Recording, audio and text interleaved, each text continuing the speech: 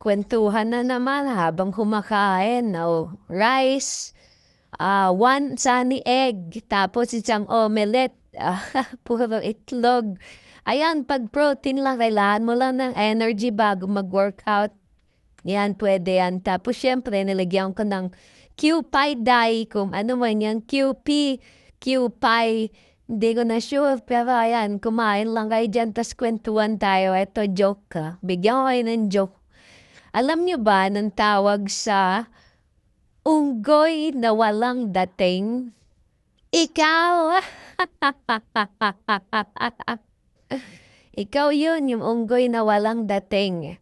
Ngayon, di ko alam ba't ako naggaganto. Sabi kasi sa akin, nag-therapy ako eh. Kasi malayo talo natin sa gambling sa casino. So, nag-therapy ako. Sabi, maganda daw, i-let out ko daw yung words. Or, kasi ayoko naman ibigay to lahat sa asawa ko, di ba? Maganda, i-let out ko daw sa, through diary or kung ano man. So, kailangan magda-diary ako. Ang galing naman, di ba? So, naisip ko, ganito na lang. Kung ano yung naisip ko this time, ikikwento ko sa inyo buong internet. Tapos nasa sa inyo na yun, paano nyo tayo perceive.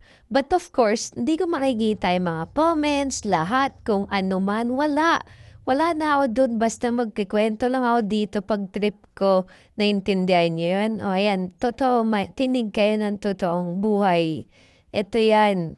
Kasi sabi nga, pag wala kang makwento, gumawa ng kwento. Mamaya mag-exercise na ako pagkatapos nito eh. Tapos mag-laptop na ako, didiretso na ako sa ibang lugar. Tapos pupunta na ako dun sa basketball community namin para sumali dun sa mga 5v5 na laro. Ayun, mga kalaro dun, mga MPBL, mga 6-footer, 6'5", 6'3". Ako 5'10" lang. Pero durog sila sa akin kasi malaki katawan ko tapos may galaw ako. Kaya okay